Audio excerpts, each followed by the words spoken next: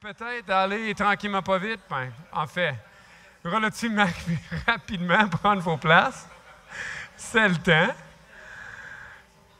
On pourrait être inquiet si c'était David, parce qu'il commence tard, là, ça veut dire qu'il va finir tard. Hein? Moi, j'essaie d'être un petit peu plus bref. En fait, je trouve ça dur des fois de préparer des prédications, sachant que David y enseigne ici. David et Matthieu, j'apprécie tellement ce qu'ils disent, ils ont tellement de choses enrichissantes. Là, je suis là avec mes choses un peu simples, puis... en tout cas, mais Seigneur bénit la prédication de sa parole. Je suis content de tous vous voir ici ce matin. Quelques-uns que je ne connais pas, bienvenue à ceux qui sont venus visiter. Peut-être vous êtes moins visiteurs que vous, je pense, et que vous êtes connus par d'autres, mais bienvenue pareil. Je voulais aussi saluer des gens qui nous écoutent sur Internet. Non, mais c'est drôle à dire. J'ai entendu parler de quelqu'un qui est Shawinigan, dans le coin là-bas, qui écoute systématiquement les messages ici, de semaine en semaine. Je me suis dit, il valait la peine de vous dire, on vous apprécie vous aussi, même si on ne sait pas vous êtes qui, vous viendrez nous voir. Hein, on aimerait ça vous voir la bête, et on ne vous dérangera pas trop dans vos affaires. Donc oui, comme Jonathan a dit, David il est à Victoriaville à enseigner ce matin. Et Yvon, il était avec la classe d'école du dimanche. J'étais bien content d'entendre ça aussi, d'avoir un des pasteurs votés de l'Église qui va s'occuper des enfants pendant l'été. Il prend 2 dimanches, donc il va aller dehors avec eux autres faire un herbier. J'ai pas fait signe, mais j'avais aucune idée c'est quoi un herbier. Mais ils vont aller cueillir des affaires, ils vont les sécher au four, puis ils vont faire l'identification et tout le reste. Puis lui, il va enseigner toutes sortes de concepts bibliques et concepts de foi à travers ça. J'aimerais ça pouvoir aller dehors lui voir avec les enfants. J'imagine que c'est beau à voir. On a passé une super belle retraite pastorale. J'ai pu être avec les gars pendant le vendredi soir et samedi hier. Vraiment, vraiment agréable. Vous avez une belle équipe de gens qui vous aiment et qui aiment l'Église et qui se donnent et donnent du temps et de l'énergie pour le bien de ça.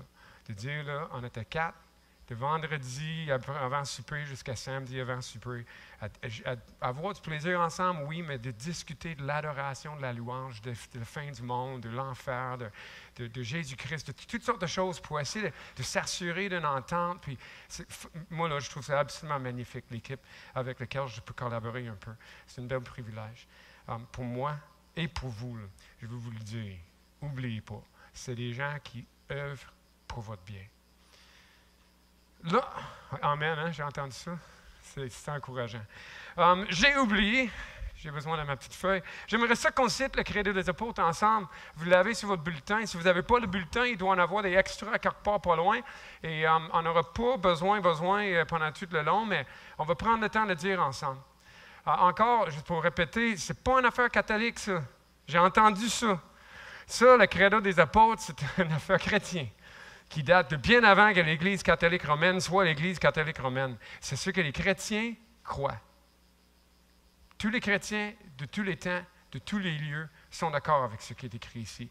Puis, dans certaines traditions, depuis des centaines d'années, on le cite ensemble tous les dimanches pour se rappeler qu'est-ce qui nous unit. Et qu'est-ce qui nous unit même avec d'autres églises qui sont ailleurs, dans notre ville ou dans notre monde. David il a parlé de la communion des saints et l'Église universelle, la Sainte Église universelle. Mais c'est un moyen pour nous de nous le rappeler. On n'est pas tout seuls, nous autres, à l'Église évangélique d'aujourd'hui. On n'est pas tout seuls, nous autres, l'association baptiste ou les baptistes même du monde. On n'est pas tout seuls, nous autres, en français. Donc, je vais vous faire lever, dégourdir les grands, mais c'est aussi un moment un peu solennel. Hein? On fait une déclaration de foi. Moi, je n'accepterai pas que quelqu'un fasse une déclaration de citoyenneté, là, bien assis sur sa chaise. Non, on va la faire lever. On va se placer devant Dieu, puis on va déclarer qu'est-ce que nous croyons. Donc, faisons ça avec moi ensemble. Je crois en Dieu, le Père Tout-Puissant, Créateur du ciel et de la terre, et en Jésus-Christ, son Fils unique, notre Seigneur, qui a été conçu du Saint-Esprit, né de la Vierge Marie. Il a souffert sous Ponce Pilate. Il a été crucifié, il est mort et a été enseveli. Il est descendu aux enfers. Le 3e jour, il est ressuscité des morts. Il est monté aux cieux. il s'est assis à la droite du Père Tout-Puissant. Et de là, il viendra pour juger les vivants et les morts.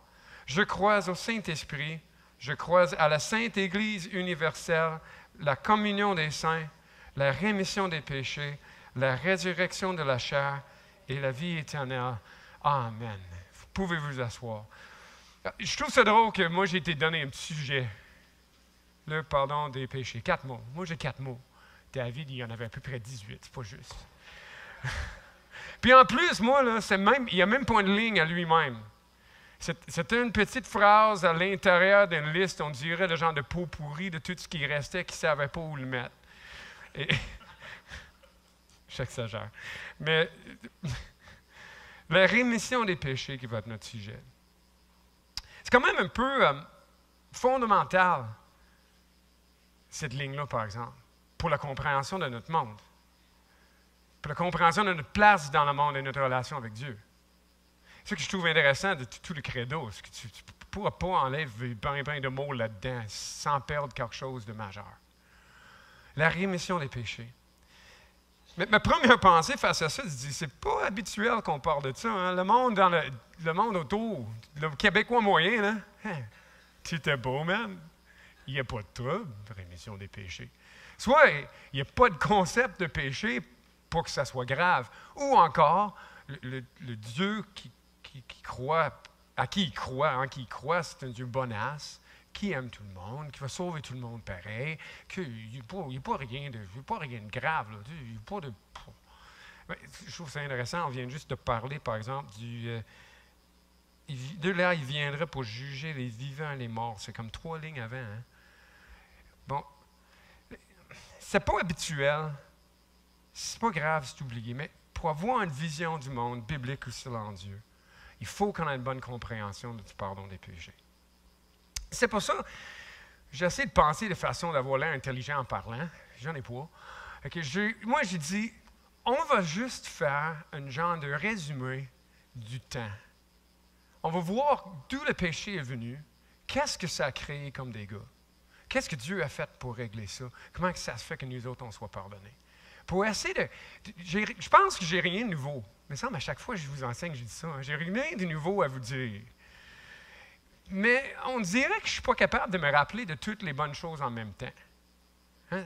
On dirait que je ne suis pas capable d'avoir une vision assez large pour tout voir. Puis des fois, il y a des choses qui tombent en marge de vue, ça vaut la peine de se tourner vers eux autres et se les rappeler. Donc ça va être ça ce matin un peu. Donc tout a commencé où? Ah, la clé. J'ai oublié, mais c'est la clé de compréhension du monde. Oups. Première gaffe, PowerPoint. Bon, donc ça commence dans le jardin d'Éden. Hein? Dieu a créé cette place-là sans péché, c'est sûr, sans problème, sans difficulté, on pourrait dire. Il est intéressant de dire, par exemple, avec le travail. Il y avait du travail à faire, mais le travail n'était pas pénible. Les occupations qu'il y avait, lui et sa femme étaient en parfaite harmonie, puis il y avait une relation intime avec Dieu. Et Dieu venait marcher dans le jardin avec eux, puis il parlait avec Adam, puis Adam parlait avec lui. Qu'est-ce que ça avait de l'air? Je ne sais pas. Mais quand même une intimité incroyable. Une soumission complète à la volonté de Dieu, le temps qu'il était là. Où il a placé là pour faire certaines choses, pour ne pas faire d'autres, puis Adam faisait, ou devait faire, ce que Dieu lui avait dit. Puis tout était bien, tout était correct. Mais là est venue une situation. Un mot qu'on appelle la chute. Ça là, le fun sur la chute de l'homme, c'était pas le fun. Mais on est parti de haut, puis on est tombé bas.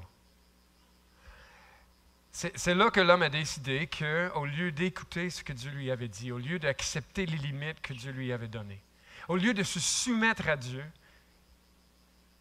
au lieu de rester dans cette position, il acceptait volontiers une position plus bas, pas plus haut, mais plus bas, une chute dans le péché, vers un niveau le plus bas. Maintenant, ça, le mot chute, on l'utilise souvent dans ce contexte-là, puis on sait un peu qu'est-ce qu'on parle, la chute de l'homme. Mais avec ça, est venue toute une série d'autres mots qui viennent dans la Bible, qui décrivent un peu c'est quoi ça. Jusque des synonymes, on pourrait dire, qui décrivent de différentes façons cette chute-là. En quoi ça a consisté? Puis qu'est-ce que nous sommes devenus? Puis qu'est-ce que notre relation avec Dieu est devenue? Je vais passer à travers quelques-uns avec vous autres. Donc, il y a une chute. On tombait d'un niveau de gloire à un niveau, pas glorieux. Et si on voit les agissements des gens moyens, on n'est pas glorieux du tout, hein, dans notre façon d'être. Mais si on continue, la chute, c'en est un mot. Un deuxième.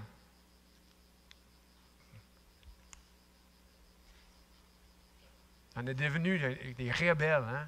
On est en rébellion contre Dieu. C'est intéressant de se voir comme ça. Moi, quand je suis né, en passant, je suis né de mes parents. Mes parents qui sont ici en visite. Parenthèse, je fais une mini-parenthèse. Mes parents sont ici en visite, sont assis là-bas. Les deux. Oui, c'est ça. Salut.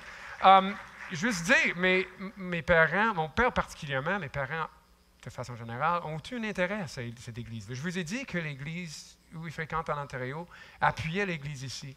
Moi, je suis venu visiter le site avec mon père avant qu'il y ait quoi que ce soit ici. Charles était là, Charles O'Connor, Yvon Grimard était ici. Puis je pense qu'il avait commencé à creuser puis faire quelques travaux sur le terrain. Là. Puis on a jasé un peu, regardé comment les choses étaient pour être. Parce qu'ils suivaient de loin qu'est-ce qui se passait ici.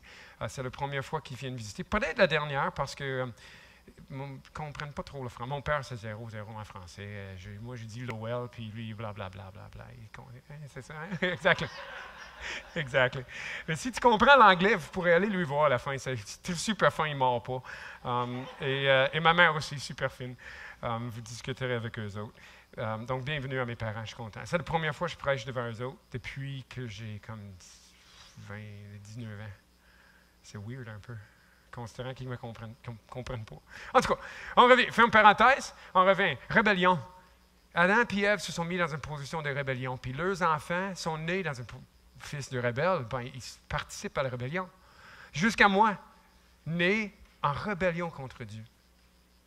On pourrait dire qu'il y a des gens qui semblent bien aimer Dieu, qui semblent bien être intéressés par lui partout dans le monde, dans toutes sortes de religions. Qu'est-ce qu'on fait avec ça?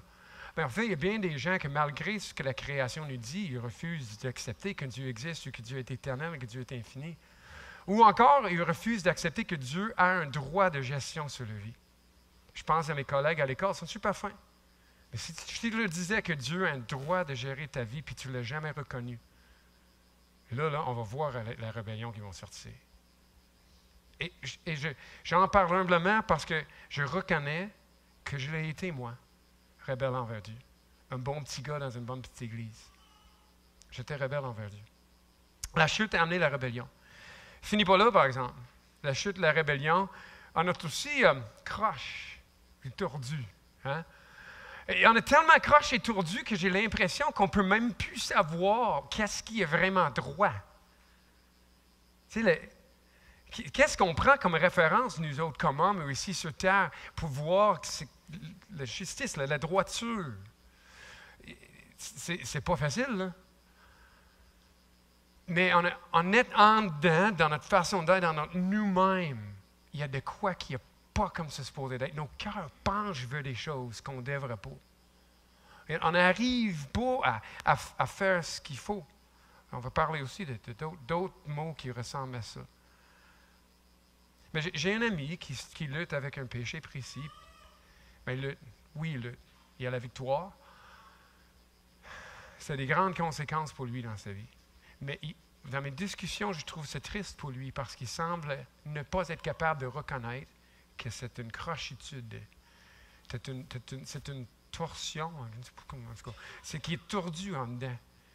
Et je trouve, moi j'ai l'impression pour lui, c'est plus facile de le nommer, de le reconnaître. Ça semble être naturel, oui, mais comme des arbres poussent naturels. Hein? Comme un 2x4, là, laissé à lui-même à côté contre un mur, là, il ne reste pas utilisable longtemps. Qu'il faut qu'on travaille pour que ça soit droit. Bon, il y a une chute, c'est une chute vers un niveau plus bas, moins glorieux. On a la rébellion, on rebelle contre Dieu. En même temps, en dedans, on est tordu, on est croche, là, on n'est pas droite. On pense qu'on l'est, on a l'impression de l'être, mais on ne l'est pas. En même temps, un autre mot qui vient qui parle de manquer le cible. On tire, puis on tire, puis on ne fait pas. Mais ça ne marche pas. On ne parle pas de tirer de l'arc, hein? On a une cible de rendre gloire à Dieu, mais quand on accroche comme ça, on ne réussit pas à rendre gloire à un Dieu qui est droit. La chute, le péché, toutes ces choses-là sont péchés. On peut continuer de manquer le cible, on comprend le concept, mais d'autres mots qui parlent de dépasser une limite. On n'a pas juste accidentellement là, été trop loin. Oh non, non. Il y avait une clôture, il y avait de quoi de clair, on a monté dessus, on a passé l'autre bord, on a fait fi de cette limite-là, puis on a rendu plus loin qu'on devait. On est coupable. C'est un péché, ça. C'est une manifestation de péché dans nos vies.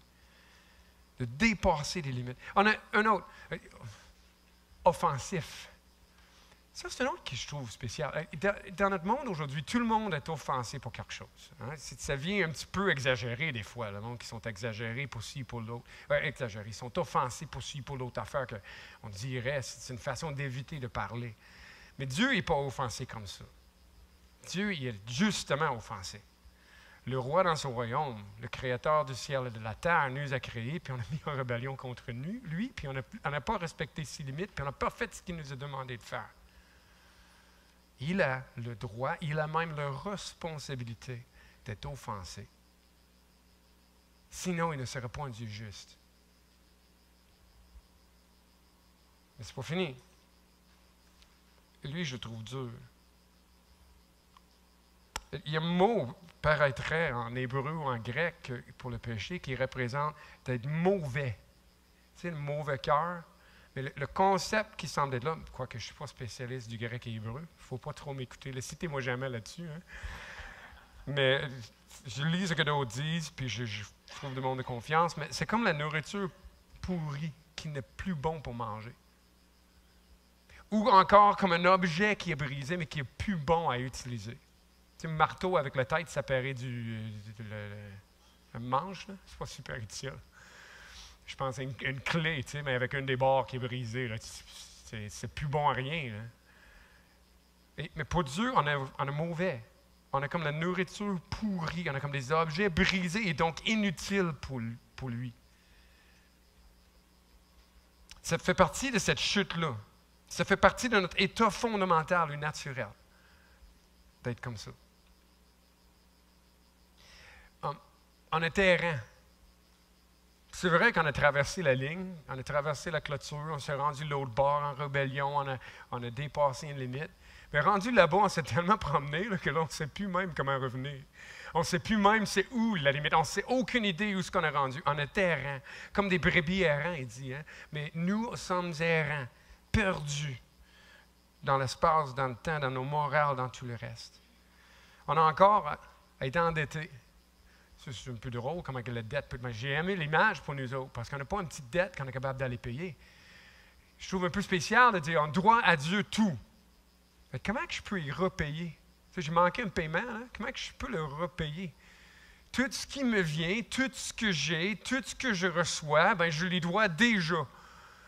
Donc, quand j'ai manqué un paiement, là, c'est une dette qui va me rester longtemps. Je n'ai pas de moyen d'arriver à la fin de ça.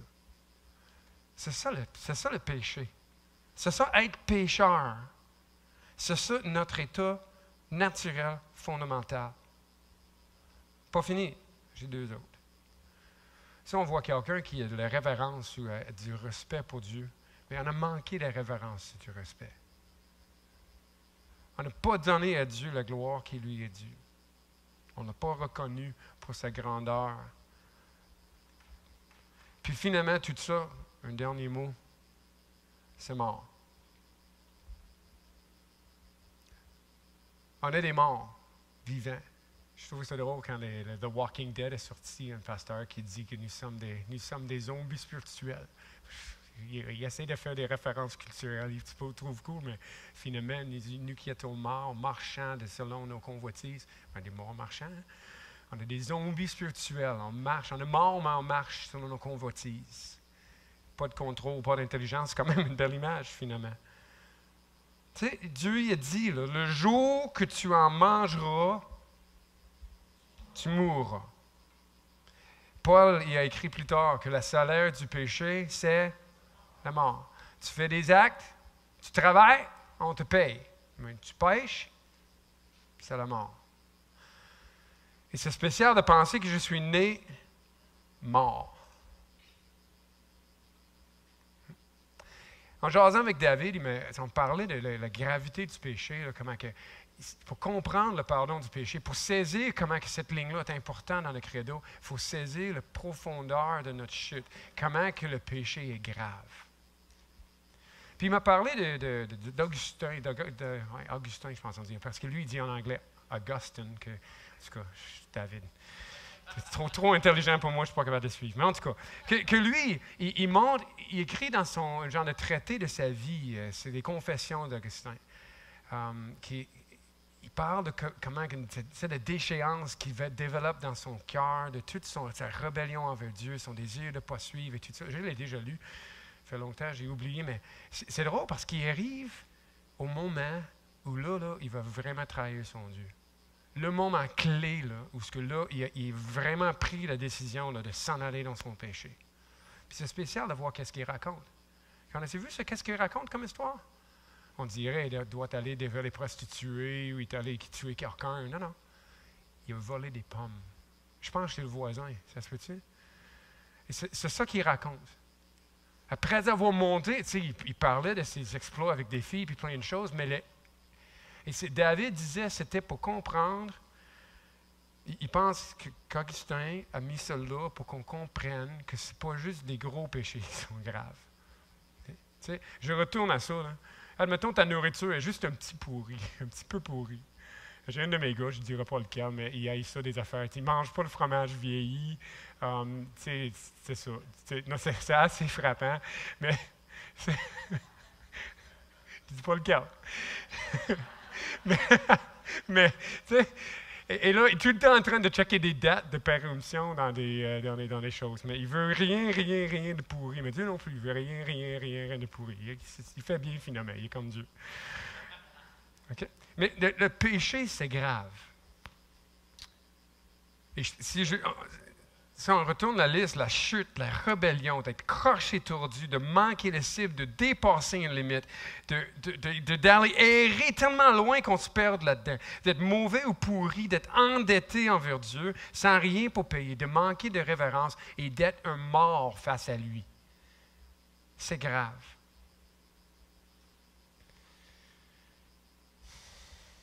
C'est grave.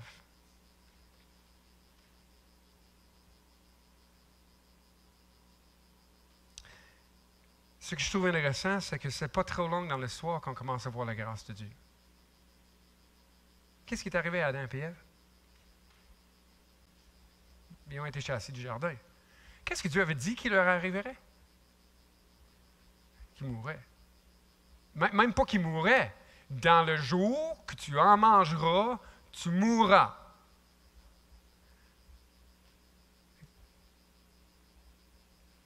Dieu, es-tu confus? Mais non. On voit là-dedans déjà Dieu qui montre la grâce envers l'homme. Déjà, il dit, j'ai d'autres choses à faire avec toi que de te tuer et t'envoyer perdu à tout jamais. J'ai d'autres choses à faire avec vous. J'ai un plan. Puis il commence tout de suite à montrer sa grâce. C'est quand même un peu intéressant. Moi, j'imagine Ève, tu sais, son nom, moi, ma femme, là, puis là, on se fait prendre. Tu sais, ou comme ça, dépendant de qui on est. Et là, Dieu arrive, puis qu'est-ce que tu as fait? Puis moi, je pointe ma femme, puis ma femme pointe le serpent, puis là, le jugement commence. Là, le serpent, tu vas ramper à terre, tu vas manger la poussière. Puis là, je check ma femme, puis je dis, OK, qu'est-ce qu'elle va avoir, elle? Parce que ça m'a donné une idée de qu'est-ce qui va m'arriver. Puis là, tu entends le jugement envers la femme, puis tu dis, attends, elle n'est pas morte. Et là, tu entends le jugement envers toi, puis avec tes mains, tu vas travailler, ça va être dur, ça va être difficile, la sueur de ton front, puis tu dis, attends, mais je ne suis pas mort. Wow! Hein? La grâce que Dieu les a offertes d'être encore en vie. Je me dis la grâce que moi j'avais de rester en vie, petit rebelle pécheur que j'étais. Que dans le jour que moi j'ai péché, j'en suis pas mort, pas plus. C'est quand même une grande grâce. Et là, une drôle de chose arrive que je ne sais pas si c'est important ou non. J'ai déjà entendu des choses. Je n'enseignerai pas une théologie à ce sujet-là. On pourra venir m'obstiner, puis je dis, regarde. Mais je trouve que c'est toujours intéressant qu'Adam et Ève se sont fait du linge. Hein? Ils ont allé tisser des affaires avec des feuilles. Moi, j'imagine que c'était des grandes feuilles, sinon ça aurait été très long. Mais ils sont faits des vêtements pour se couvrir. Ça a l'air que c'est des petits vêtements pour couvrir juste le nécessaire. OK, mais et Dieu, même quand ils rencontrent Dieu, ils sont mal habillés là, avec le petit patente, le guenille. OK? Et de drôle d'histoire, je trouve, ce que Dieu dit, ben, il ne dit pas. L'histoire nous dit que Dieu là, a fait des vêtements de peau. Mais pourquoi? Il me semble qu'il avait fait de quoi qui aurait été convenable pour être décent. Mais Dieu a décidé qu'il fallait le faire autrement. Et je remarque, Dieu, il a fallu qu'il le fasse, pas eux autres. Si c'était pour être acceptable pour Dieu, ben ça vient de sa main, pas de la main de l'homme. Ce n'est pas l'homme qui était pour régler son problème. J'ai dit tantôt, la dette, non, on ne peut pas le payer. On est tellement perdu qu'on ne sait même pas par où pour retourner à la maison. Si quelque chose va arriver, c'est Dieu qui va le faire. Mais on voit quand même quelque chose d'intéressant. Les premiers morts, Adam n'est pas mort, Ève n'est pas mort. Mais Dieu il a fait des vêtements de peau. Il y a quelque chose qui était mort cette journée-là pour les couvrir. Maintenant, je n'en ferai pas une grosse théologie. Je n'insisterai pas de dire que c'est les premiers que Dieu lui-même il a fait des sacrifices puis il a couvert. Tu sais, je ne partirai pas dans une grosse histoire.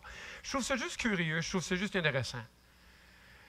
Mais c'est des images qui reviennent souvent plus tard dans la Bible. C'est là que j'ai passé, en pensant à mon histoire, j'ai dit Caïn et Abel, ben eux autres, ils font des sacrifices. Ça vient tout naturellement, ça semble pour eux autres. Le sacrifice de l'un est accepté, le sacrifice de l'autre est refusé. Le livre d'Hébreux nous dit que c'est principalement parce qu'Abel a sacrifié avec foi. Caïn, il a sacrifié sans la foi. C'est pour ça que c'était inacceptable pour Dieu. Mais en même temps, c'est curieux encore. Abel, il a offert un animal, comme s'il mort à sa place. Hein? Caïn, il a offert des légumes ou des grains ou d'autres choses qui ne suivaient pas l'image de Dieu. Encore, je ne fais pas de théologie, j'ai fait remarquer certains gens qui affirment que c'est des premiers sacrifices qui étaient compris pour le péché de l'homme. Ils comprenaient ce qui se passait. Puis ils comprenaient que ça devait être comme ça. Et c'est pour ça que Caïn il était coupable. C'est qu'il ne prenait pas la foi d'accepter les sacrifices comme Dieu avait dit. Maintenant, moi, je n'irai pas jusqu'à là, la Bible ne le dit pas, mais je trouve ça quand même curieux. Cet animal mort à la place d'un autre qui reste en vie, lui, même si c'est la mort qu'il mérite. Okay? Et on continue l'histoire. Noé, première chose qu'il fait en sortant de l'arche. Moi, la première fois que je suis sortant de l'arche, je nettoie une petite parcelle, je commence à me faire un abri parce que la nuit, ça vient vite. Puis on vient d'avoir 40 jours de pluie. Hein? On ne sait pas quand est-ce qu'il va pleuvoir la prochaine fois. Moi, je me prépare. Non, lui, il construit un hôtel, puis il fait plein de sacrifices. Il semble avoir une compréhension qu'il y avait de quoi à calmer dans Dieu. Il y avait de quoi, et on devait prendre un substitut qui prendrait notre place, qui mourrait pour nous. Bienvenue dans le monde, petit bébé.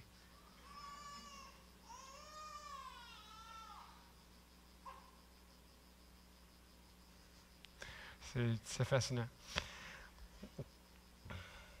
Donc, les sacrifices. Caïn, Abel, Noé. Face à cette vision du jugement, il sort puis il voit qu'est-ce que le jugement de Dieu a fait, puis lui est poussé à faire des sacrifices à Dieu. Les patriarches, Abraham se dit qu'il a cru Dieu, mais il y a des sacrifices qui ont été faits. Hein? Abraham, Isaac, je crois aussi, Jacob, je crois aussi, sacrifiaient pour leur Dieu. On arrive à un moment donné, je vais essayer de parler lentement, à un moment donné à la loi mosaïque. Je vais juste lire Exode 29, verset 36. Je parlais des sacrifices, excusez-moi, et du cœur. Qu'est-ce que ça fait là? Non, ils ne sont pas là d'abord. On parle des sacrifices. Exode 29, verset 36. Exodus 29, 36, Dad. Qui dit, « Tu offriras chaque jour un taureau pour le péché, pour l'expiation. » On va revenir sur ce mot-là. « Tu purifieras l'autel par cette expiation et tu l'oindras pour le sanctifier. » On voit, Dieu commande chaque jour un taureau pour le péché. Le mot « expier », encore, pas expert en hébreu, vraiment loin de là, mais l'expiation, il y a aussi dans d'autres versions des traductions de pardon ou absolution, mais ça a l'air le mot hébreu et ça réfère à de couvrir. C'est le même mot utilisé pour couvrir l'arche de le pitch, les gommes, je ne sais pas trop quoi, les bitumes. OK? Couvrir. Donc, on a des sacrifices qui sont là pour couvrir le péché. pour faire l'expiation. Dieu n'a plus face à face à ça. Dieu n'a plus quelque chose à régler. On dirait que c'est comme enfui. Lévitique 4, 31. Il détachera toute la graisse, comme on détache la graisse du sacrifice de communion. Il la brûlera sur l'autel et elle sera d'une agréable odeur à l'Éternel. C'est ainsi que le sacrificateur fera pour cet homme l'expiation et il lui sera pardonné. Je l'avais. D'accord. Merci, René. Tu sacoches. Ça continue.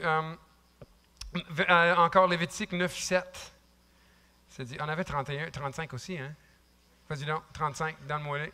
Il détache toute la graisse, comme on détache la graisse de l'agneau dans le sacrifice de communion, et il la brûlera sur l'autel, par-dessus les sacrifices consumés par le feu devant l'Éternel. C'est ainsi que le sacrificateur fera pour cet homme l'expiation du péché qu'il a commis, et lui sera pardonné. Tu sais, même répété à 4 versets d'intervalle, Dieu parle de sacrifice, expiation, une forme de pardon qui arrive là-dedans. 9.7, Lévitique 9.7, Moïse dit à Aaron, approche-toi de l'autel, accomplis ton sacrifice pour le péché et ton holocauste, et fais l'expiation pour toi et pour le peuple. Offre aussi l'oblation du peuple et fais l'expiation pour lui, comme l'Éternel a ordonné. On voit les sacrifices que Dieu nous donne pour enfuir, pour couvrir le péché. Nombre 15, 25, es-tu là? Ah, chez ça, coche. Le sacrificateur fera l'expiation pour toute la communauté des Israélites. C'est même écrit, Hey Dad, I got one for you, there, Numbers 15, 25. J'avais écrit des bouts en anglais. Et là, j'ai oublié de les changer. Excusez-moi toutes vous autres. C'est nombre en passant. Bon, donc le sacrificateur fera l'expiation pour toute la communauté des Israélites et il leur sera pardonné. Car il s'agit d'une faute volontaire et ils ont apporté leur oblation consumée par le feu en honneur de l'Éternel et le victime pour le péché devant l'Éternel à cause de leur faute involontaire. Les sacrifices. On les voit encore que les prophètes parlent des sacrifices. C'est quand même intéressant qu'il y a plusieurs prophètes qui disent les sacrifices, là, j'en veux pas, il ne met plus au nez. C'est dégueulasse. Ce que je veux, c'est une vie juste. Il y en a qui comprennent ça même pour dire qu'Israël devait, même, c'était sais-tu, le PETA, le People for the Ethical Treatment of Animals, c'est une genre d'organisation, quelqu'un qui était là-dedans, qui disait qu'il n'y avait jamais, Dieu n'a jamais demandé des sacrifices, que c'est les Israélites qui l'ont ajouté, à cause de ce que les prophètes ils disent. Mais, tu sais, les prophètes étaient des réformateurs, pas des innovateurs. Puis ils critiquaient les sacrifices sans cœur. J'ai un cœur à quelque part. Où est-ce qu'il est? Il était avant. Tiens, il est là. Des sacrifices sans cœur. C'est ça qui était le problème. Le sacrifice n'a pas une valeur en soi. Ce n'est pas un tour de magie. Ce n'est pas un objet sacré là, qu'on touche puis on se fait guérir. C'était une expression de la foi, de foi envers Dieu. On avait besoin d'une repentance du cœur dans les sacrifices. Mais il y a quelque chose qui arrive de très spécial un petit peu plus tard dans l'histoire. Je ne sais pas si j'ai le verset, probablement pas, mais on a Jean-Baptiste qui annonce « Voici l'agneau de Dieu qui ôte le péché du monde. » Ça devait quand même être spécial. Premièrement, une personne comme agneau. Tu me mets dans la peau des Juifs, là, qui avaient des agneaux. Ils prenaient des agneaux puis s'en allaient là-bas. Puis là, on a une personne qu'on dit c'est l'agneau de Dieu. Première chose. 2, l'agneau de Dieu. C'est pas mon agneau à moi. C'est pas l'agneau à ma famille, c'est l'agneau que Dieu pourvoit. 3e chose, qui ôte le péché du monde. L'expiation, on en va parler, c'est une question de couverture, le mot qui semble dire. Pas vraiment de laver, d'enlever et faire disparaître à tout jamais. Mais là, on a Jésus qui ôte le péché du monde. On voit qu'il y a quelque chose de vraiment différent qui arrive, que Jean-Baptiste annonce. Et justement, on le voit dans l'Épître aux Hébreux. Il y a 2 passages que je veux vous lire. Si vous avez vos Bibles, vous pouvez tourner. Le premier, ça va être Hébreux 7. On va ignorer ce qu'il y a à l'écran. J'ai voulu le mettre en matin, mais j'ai manqué du temps. Et j'ai oublié, et plein de choses. En tout cas, c'est comme ça. Bien, c'est Hébreux 7, 26 à 28. 3 petits versets qu'on va lire là. Moi, je lis dans la colombe. En passant, David, il prêche de la colombe. Matthieu, je pense, il prêche de la colombe le plus souvent. Non, c'est pas ça? Ah, le Louis II, OK. C'est bon. Je ne suis jamais. Vous avez à choisir une Bible, des fois, harmonisée avec les autres. Mais en tout cas, tout ça pour dire. Hébreux 7, verset 26. C'est bien un tel souverain sacrificateur. Parlant ici de Jésus, qui est souverain sacrificateur pour toujours, selon l'ordre de Melchizedek, toutes sortes de choses là-dedans. Je n'essaierai pas d'ouvrir cette boîte-là le matin. Mais c'est bien un tel souverain sacrificateur qui nous convenait. Il était comment? Il était saint, innocent, immaculé, séparé des pécheurs et plus élevé que les cieux, qui n'a pas besoin, lui, comme les sacrificateurs, souverains sacrificateurs, d'offrir chaque jour des sacrifices, d'abord pour ses propres péchés et ensuite pour ceux du peuple. Cela, il l'a fait une fois pour toutes en s'offrant lui-même. La loi en a fait établi comme souverain sacrificateur des hommes sujets à la faiblesse, mais la parole du serment postérieur à la loi a établi le Fils qui est parvenu pour toujours à la perfection. Hébreux 10, verset 11 jusqu'à 18, je crois. Tout sacrificateur se tient à son poste chaque jour pour faire son service et offre souvent les mêmes sacrifices qui ne peuvent jamais ôter les péchés. Mais lui, parlant de Jésus-Christ, après avoir présenté un seul sacrifice pour les péchés, chapitre 7 nous le dit, c'était lequel en s'offrant lui-même. Un seul sacrifice pour les péchés, s'est assis à perpétuité à la droite de Dieu. Il est assis, il n'est plus debout, plus de job à faire, fini, il relaxe, il a pris sa position de gloire à la droite du Père. Et il attend désormais que ses ennemis deviennent son marchepied. Car par une seule offrande, il est rendu parfait à perpétuité ceux qui sont sanctifiés. Arrête, on va juste relire ça. Il a rendu parfait à perpétuité ceux qui sont sanctifiés. On va le lire encore. Il a rendu parfait à perpétuité ceux qui sont sanctifiés. Car après avoir dit, ce que le Saint-Esprit nous atteste également, car après avoir dit, voici l'alliance que je traiterai avec eux. Après ces jours-là, dit le Seigneur, je mettrai mes lois dans leur cœur, je les écrirai dans leurs intelligences. Il ajoute, et je ne me souviendrai plus de leurs péchés ni de leur iniquité. Or, là, il y a pardon des péchés, il n'y a plus d'offrande pour le péché. Nous, on n'a pas besoin de s'inquiéter. Jamais amené un agneau, moi. Je n'ai pas de besoin, j'en ai un. Moi, je suis compté dans l'agneau, dans Jésus-Christ qui s'offre lui-même. Je trouve ça quand même intéressant. On voit Jésus qui est sacrificateur, qui s'offre lui-même en sacrifice. On dirait que ça ne marche pas, mais ça marche. C'est des images pour Dieu. Hein? Ce n'est pas exactement comme ça que ça se passe. Il n'était pas en train de... qu'on comprend. Hein? Mais c'est quand même intéressant de dire que ce n'est pas les seuls titres qui peuvent avoir rapport avec ça. J'aurais pu aller lire que Jésus est le médiateur de cette nouvelle alliance-là. Il y a un seul Dieu et un seul médiateur entre Dieu et les hommes. Jésus-Christ. Hein? Médiateur. Qui fait médiateur pour nos péchés. J'aurais pu lire, on pourrait pu parler de l'avocat. Nous avons un avocat auprès du Père. Et je pourrais dire, on a vu plein de différents mots qui décrivaient notre état de péché, hein?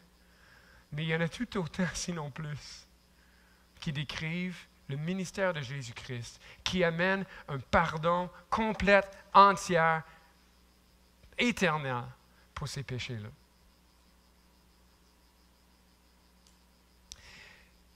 C'est intéressant parce que dans le petit bulletin, il y avait une petite chose sur le Heidelberg. Le savez-vous, le catéchisme et catéchèse et ça, là, vous le lirez. Je l'ai lu le matin, je trouvais ça le fun que ça soit là. C'est toi, Lucie, qui a décidé de mettre ça? Super de bon choix. Ça donne une petite histoire du catéchisme d'Heidelberg. On va le citer. On va le lire ensemble, regarder qu'est-ce que ça dit. Mais moi, je suis tout le temps étonné de ce catéchisme-là. C'est un des catéchismes les plus pastoraux que j'ai pu imaginer, qui vient nous chercher, nous, ce que nous sommes, pour nous encourager. Puis justement, dans le catéchisme, la question que crois-tu de la rémission des péchés? Parce qu'il passe tout le credo des apôtres. Qu'est-ce qu'on croit pour la rémission des péchés? Voyons ça ensemble. Parce que Jésus-Christ a totalement payé pour eux. Premier point. Jésus-Christ a totalement payé pour mes péchés, pour tes péchés, pour les péchés de l'autre, pour le péché de ton voisin et pour le péché de tes parents, tes enfants. Christ a totalement payé. Dieu ne veut jamais plus se souvenir de mes péchés. Que Dieu oublie, c'est possible.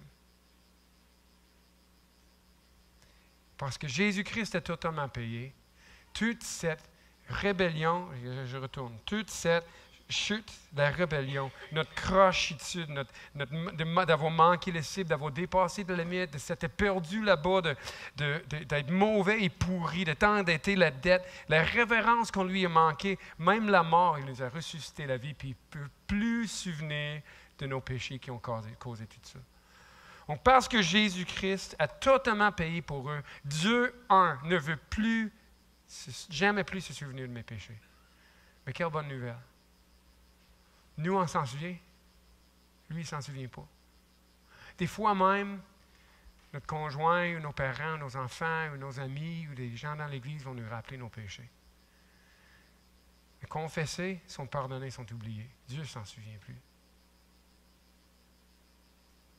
On n'a pas besoin de vivre sous une culpabilité. Pardonner, c'est pardonner. Mais le catéchisme va plus loin.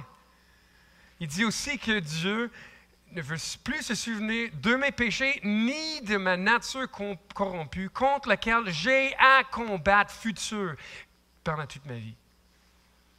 Je n'aurai pas de victoire complète. Je vais avoir des chutes, je vais avoir des problèmes, des difficultés, je vais tenter d'errer, je vais traverser des limites encore, puis je vais te rappeler l'autre bord de revenir. Je vais aller me perdre, puis il va me chercher encore. Je vais faire des sauts, faire tout croche. Hein? Mais il va me remettre droite. Je vais manquer la cible. J'imagine, je ne tasserai pas la cible, là, mais je ne sais pas qu'est-ce qu'il va faire. Il va tuer pour moi-même les choses que je suis tiré, je ne sais pas. Qu'est-ce qu'on peut faire avec cette image-là, mais c'est oublié, ça. Il n'y aura pas de dommages tout autour comme qu'il peut y avoir. Hein? Il va s'organiser avec ça. Et Dieu, là, il ne se souvient plus non plus de ma nature corrompue contre laquelle j'ai à combattre. Oui, il va nous aider, il va nous soutenir, il va nous sentir une culpabilité juste pour qu'on amène à une confession, une demande de pardon. Mais pardonner, c'est pardonner. Mais pas juste qu'il ne se souvient plus, il me donne par grâce la justice de Jésus-Christ. Des fois, entre nous, on est capable de dire c'est pardonner, hein? Même je vais essayer d'oublier, mais l'amitié ne sera jamais ce que ça l'était. Hein? C'est ce qu'on dit? Mais des choses qui sont brisées, elles restent brisées. Hein? Maintenant, mais on espère que Dieu restaure. Hein? C'est notre plus grand souhait. Puis Dieu, il est dans le business de le faire, puis il travaille avec nous là-dessus. Mais c'est pour dire, il ne nous donne pas juste que tout est épongé, il nous a transféré la justice de Jésus-Christ. C'est absolument incroyable de dire, il n'a pas juste effacé le mal, il nous a donné le bien de Jésus-Christ. À notre compte, à notre titre. Non, on ne le vit pas, c'est sûr. Tu ne le sentirais pas, tu n'auras jamais l'impression. Mais c'est par la foi qu'on peut le recevoir, que Dieu nous voit comme ça. C'est incroyable. Mais ce n'est même pas fini. Afin que je ne vienne jamais en jugement devant lui. Que crois-tu de la rémission des péchés? Le credo nous enseigne que parce que Jésus-Christ a totalement payé pour mes péchés, pour eux, Dieu ne veut plus jamais se souvenir de mes péchés. Ni de ma nature corrompue contre laquelle j'ai à combattre pendant toute ma vie. Et il me donne par grâce la justice de Jésus-Christ afin que je ne vienne jamais en jugement devant lui. C'est un pardon complet, pas juste une couverture. Ce n'est pas qu'ils sont encore là puis c'est juste caché. Parti, lavé. C'est une restauration graduelle de toutes choses en moi qui va te compléter là, à ma mort au retour de Jésus-Christ. Et c'est de l'imputation de la justice de Jésus-Christ dans ma vie. C'est ça que je crois de la rémission des péchés. Qu'est-ce qu'on va faire avec ça? J'ai-tu une page pour ça? Je pense que oui. Et là, je voulais qu'il rentre un par un, mais j'ai oublié de le faire. Première chose, soyez pardonnés, gang. Si le pardon est là, allez le chercher. Va le demander. Hébreux 10, 19 à 22. Donc, c'est tout de suite après le texte qu'on vient de lire. Il dit, « Ainsi donc, frères, nous avons l'assurance d'un libre accès au sanctuaire par le sang de Jésus. Accès que Jésus a inauguré pour nous comme un chemin nouveau et vivant à travers du voile, c'est-à-dire sa chair. Et nous avons un souverain sacrificateur établi sur la maison de Dieu. Approchons donc d'un cœur sincère. Un cœur qui regrette réellement nos actes, nos attitudes, nos émotions même, tout ce qui était mal, tout ce qui était croche, tout ce qui est dépassé, tout ce qui s'est perdu, tout ce qui vient avec tout ça, là, regrettant tout ça, le cœur sincèrement voulant mettre ça de derrière nous, avec une foi pleine et entière que le Christ est réellement mort pour nous, pour payer pour ces choses-là. Le cœur purifié d'une mauvaise conscience et le corps lavé d'un eau pure. Confessons notre espérance sans fléchir. Si c'est quelque chose de jamais passé, c'est le temps. Tes péchés sont là, oui, mais ils ne sont pas obligés de rester là. Le sang de Jésus-Christ est là pour pousser tout ça, pour laver tout ça, pour l'enlever, pour que tout soit restauré avec ton Dieu. Deuxième chose, célébrons notre pardon. Moi, quand j'anime les chants ici, c'est ça que je veux faire avec vous. Je veux qu'on rappelle ensemble la grandeur de Dieu, notre état naturel qui est horrible, mais je veux vous frapper là-dedans, direct là, avec la grande grâce de Dieu, pour qu'on puisse finir en célébration. Dieu a fait un grand œuvre pour nous, quelque chose, il nous a réconciliés avec lui. Qu'est-ce qu'il pourrait avoir de plus important? Faites ça dans votre culte personnel, dans votre vie spirituelle. Faites ça aussi dans vos groupes vie, dans vos réunions de dimanche. Prenons toutes les occasions, dans vos discussions privées avec ton beau-frère, ta belle-sœur, avec ta femme. Parlons-en, célébrons ensemble la grande grâce de Dieu, le pardon de nos péchés. Travailler à notre sanctification. D'être ambassadeur, c'est un des mots que la Bible prend pour nous les chrétiens. On a des ambassadeurs. C'est un citoyen d'un royaume, mais qui vit dans un autre comme représentant. Mais il vit comment selon vous autres?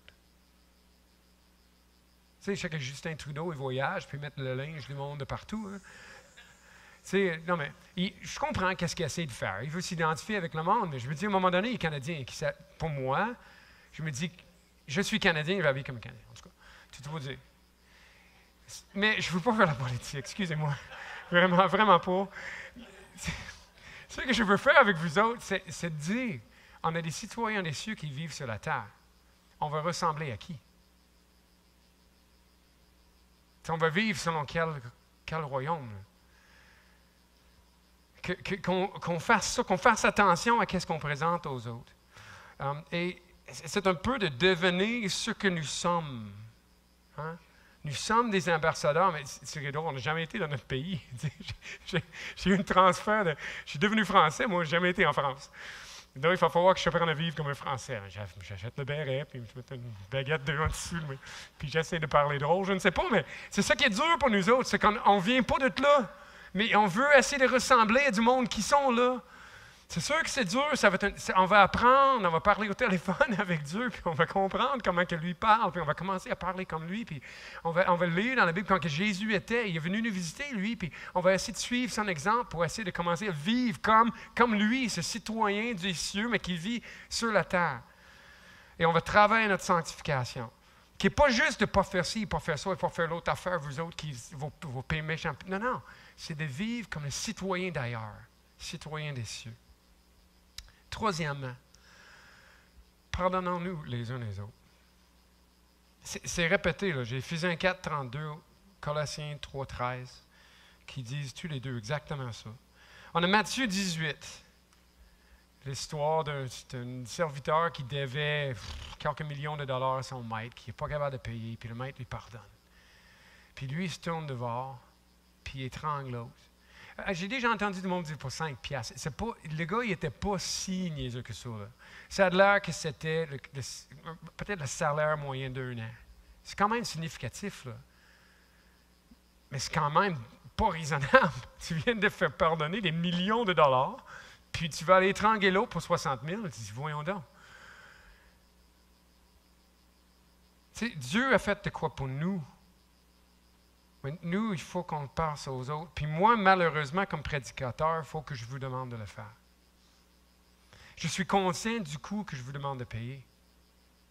C'est dur, ça. C'est difficile. Accepter une dette de 60 000 qu'on aura peut-être droit, me dire que je n'irai pas le chercher parce que moi, j'ai été pardonné. C'est dur, ça. C'est un coup.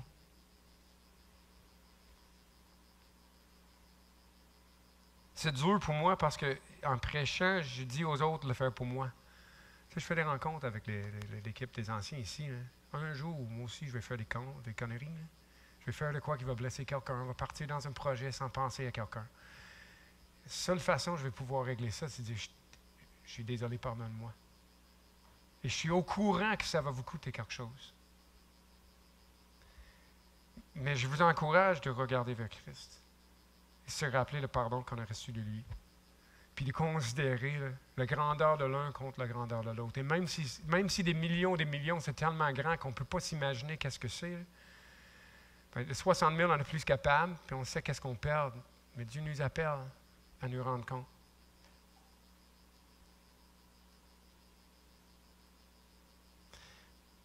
Et finalement, annoncer le pardon. Dans nos familles, il y a des parents, des frères, des sœurs, des fois des conjoints, des enfants. Je dis, en parents, parlez à vos enfants. Parlez tous les jours si vous êtes capable. Pas juste d'un temps de culte personnel officiel. Hein. Quand vous êtes dans l'auto à vous promener, là, essayez de montrer à vos enfants que votre cœur déborde de reconnaissance envers Dieu, justement pour le pardon des péchés. Demande-leur qu'est-ce qu'ils ont appris à l'école du dimanche, qu'est-ce qu'ils vont leur dire aujourd'hui. Et parle-leur, réponds à ce qu'ils vont te dire, comme toi aussi tu le comprends. Puis pousse-les à l'accepter eux autres aussi. Il y en a des milliards, franchement, sur la terre présentement, sur la condamnation, mais pour qui le pardon est possible? Le pardon est offert, est disponible, s'il vient faire par la foi. Annoncer le pardon. On va juste prier avant que je vous laisse aller pour le dimanche. Donc, Seigneur Dieu, nous voudrions tout d'abord te remercier de tous nos cœurs, de ce grand pardon que tu nous as fait en Jésus-Christ. Nous étions comme, oui, des brebis errants, mais aussi des rebelles. On était comme la pourriture, mais toi, tu nous as pris comme précieux. Puis toi-même, tu as pourvu à l'agneau pour nous. Puis Jésus-Christ est venu sacrifier, offrir son propre vie pour nos péchés. Et le Seigneur, de penser que lui-même, il nous représente devant toi pour qu'on puisse avoir un plein accès au lieu saint, au sein des saints, à la présence de Dieu, à cause de ce grand pardon, cette grande restauration. Seigneur, merci.